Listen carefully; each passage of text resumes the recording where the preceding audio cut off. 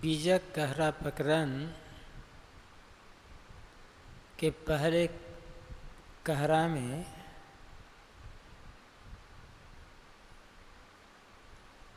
सद्गुरु कबीर ने सहज ध्यान की बात कही है। लंबा पद है, उसकी कुछ पंक्तियों पर विचार करेंगे। सहज ध्यान रहो, सहज ध्यान रहो, गुरु के वचन समाई हो। मेली सृष्टि चराचित राखो, रहो दृष्टि लव लाई हो। जस दुख देख रहो, यह अवसर अस सुख हुई है पाए हो।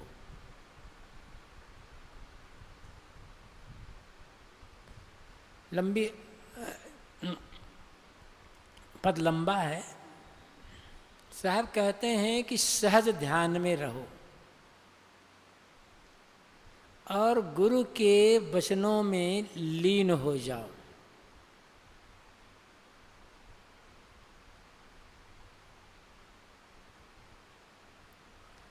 सहज ध्यान क्या है? जब साहब सहज की बात कहते हैं इसका मतलब असहज ध्यान भी होता होगा।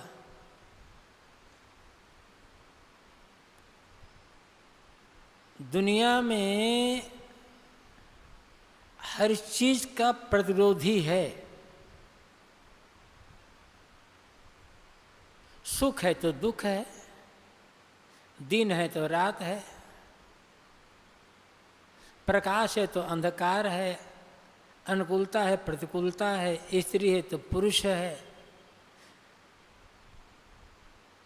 जड़ है तो चेतन है, हानि है तो लाभ है। पूरा संसार द्वंद्वात्मक है, हर चीज का विरोधी यहाँ है। तो सहज है तो असहज भी होगा। तो असहज ध्यान और सहज ध्यान दोनों को समझना होगा। सद्गुरु कबीर कहते हैं सहज ध्यान में रहो। सहज जो स्वाभाविक हो, प्राकृतिक, जिसमें किसी प्रकार की कोई बनावट ना हो, कोई किसी प्रकार का कोई आरोपण ना हो, कोई पकड़ ना हो, वह सहज है। और जिसमें कोई पकड़ हो, कोई बनावट हो, वह असहज है।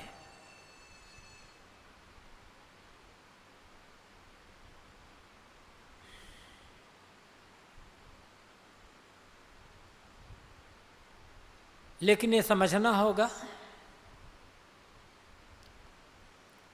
सहज तक पहुंचने के लिए असहज की भी आवश्यकता होती है। असहज कोई पकड़,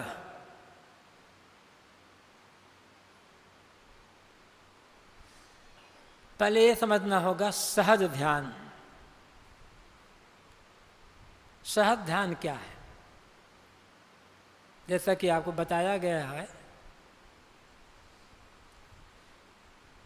सांख्य दर्शन में कहा गया है ध्यानम निर्विषयम मनः। मन का निर्विषय हो जाना वास्तविक ध्यान है। निर्विषय होना मतलब कुछ न सोचना, निःशब्द हो जाना। मन में कोई विचार, कोई चिंतन, कोई स्मरण, कोई संकल्प, कोई विकल्प कुछ भी ना हो। पूरी तरह से मन का मौन हो जाना, मन का शांत हो जाना,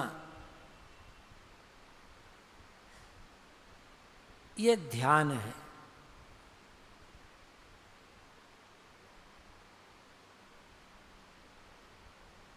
जब मन मौन हो गया, मन का चिंतन समाप्त हो गया, मन ने सोचना बंद कर दिया, तब संसार अपनी जगह पर और हम अपनी जगह पर, शरीर और संसार से हमारा जो संबंध है मन के द्वारा है, और मन से मतलब है मन में चलने वाले विचार, चिंतन। जिस प्राणी पदार्थ का मन में स्मरण नहीं है या चिंतन नहीं है, उससे हमारा क्या संबंध है, उसके संबंध में हमें कौन सी हानि लाभ या सुख दुख की कल्पना है।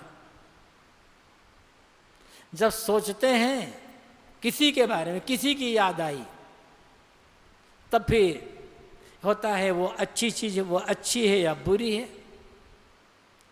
अच्छी है, एक ख्याल में आया कि वो चीज़ अच्छी है, वो अच्छे आदमी राग पैदा होता है, फिर उसमें सुख की कल्पना होने लग जाती है। लगा कि नहीं वो चीज़ बुरी है तो द्वेष पैदा होता है, फिर उसके संपर्क से द्वेष की कल्पना होने लग जाती है, और कुछ याद ना हो तब न राग न द्वेष न सुख न दुख। जब तक मन चल रहा है,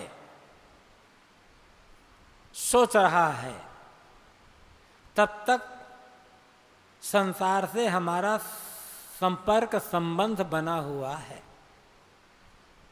और जब तक संसार से संबंध बना रहेगा तब तक सुख दुख का अनुभव होता रहेगा।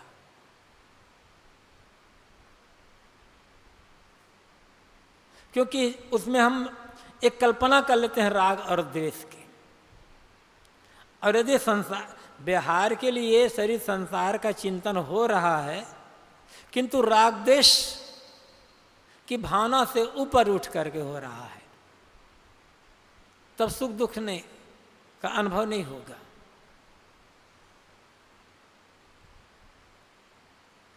तो सहज ध्यान क्या है? मन का निर्विषय होना, और निर्विषय होने का अर्थ है मन का चिंतन रहित, स्मरण विकल्प रहित हो जाना। इसलिए मैं कहा कि मन का मौन हो जाना ध्यान है, और ये सहज ध्यान है। सारे चिंतन समाप्त, कुछ नहीं। इसके पहले ही कहा गया है, उदाहरण दिया गया है, गाढ़ी नींद में कोई चिंतन नहीं रहता, कोई स्मरण नहीं, कोई विचार नहीं रहता। उस समय किसका किसे संबंध रहता है? उस गाढ़ी नींद में न सुख है न दुख है, न हानि की कल्पना है न लाभ की कल्पना है, क्योंकि वहां पर मन मौन है, कोई चिंतन नहीं है। तो कितनी शांति है उस समय।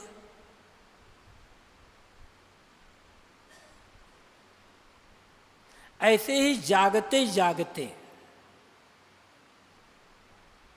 जागृत काल में अभ्यास द्वारा मन को मौन जब कर दिया गया तो वो ध्यान की स्थिति होगी। लेकिन ये भी समझना होगा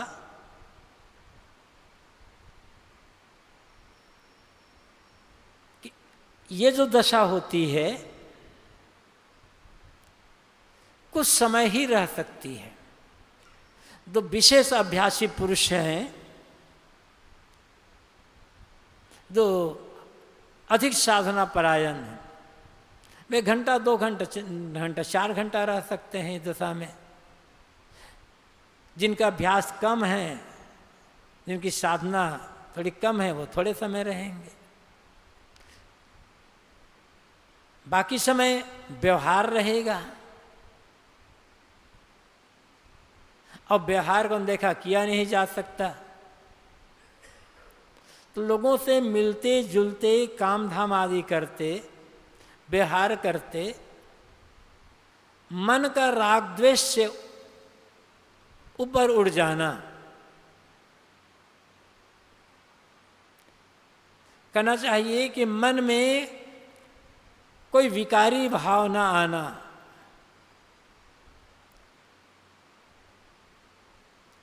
किंतु शांत रहना।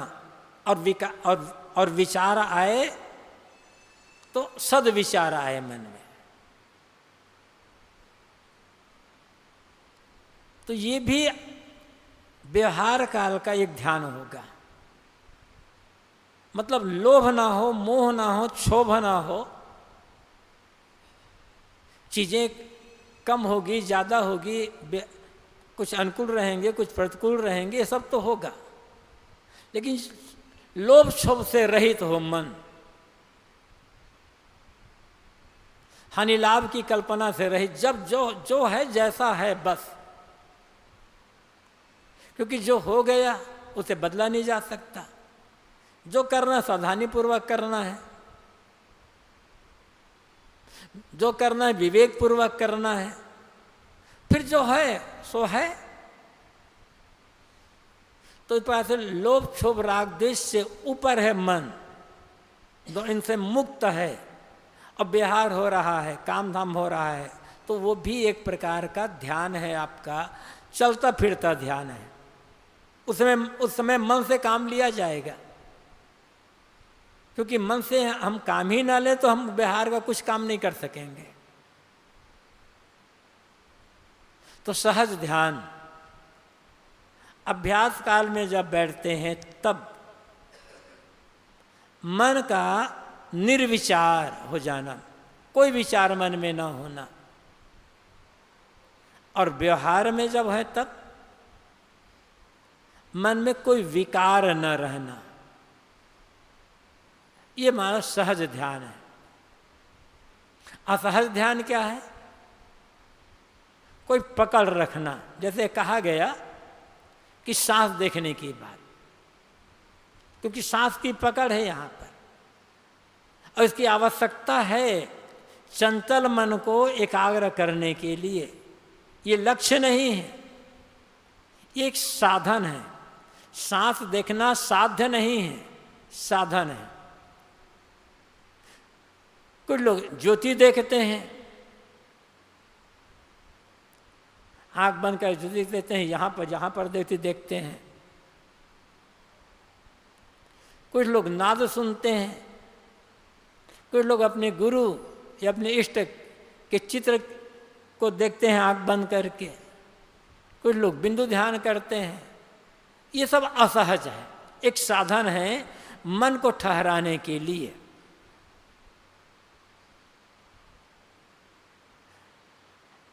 और अंत में सब छोड़ना पड़ेगा, क्योंकि सब में पकड़ है, यहाँ पर मन उपस्थित है। इसलिए इसको कहा गया है सविकल्प ध्यान। कोई विकल्प सामने मन में है।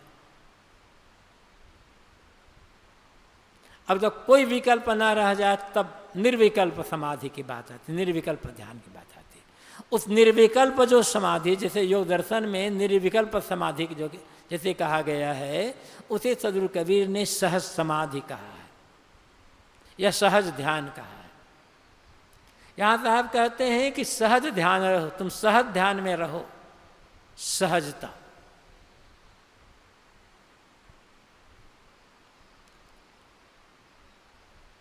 सहजता में कहा कि कोई पकड़ ना हो। ऐसे और हम ले लें, व्यवहारिक जीवन में ले, हम एक मनुष्य हैं बस। अब मैं छोटी जाति का, मैं बड़ी जाति का, पकड़ आ गई। मैं गरीब, मैं धनवान, मैं साधु, मैं गृहस्थ, मैं अनपढ़, मैं विद्वान, मैं दुबला, मैं पतला, मैं काला न गोरा, ये पकड़ आ गई। मैं मनुष्य हूं, बस सहजता है। जब मान लिया कि मैं छोटी जाति का, तो हीन भावना आएगी। मैं बड़ी जाति का, अहम भावना आएगी। मैं गरीब हूं, हीन भावना है, हम तो छोटे हैं। मैं धनवान हूं, अहम भावना है।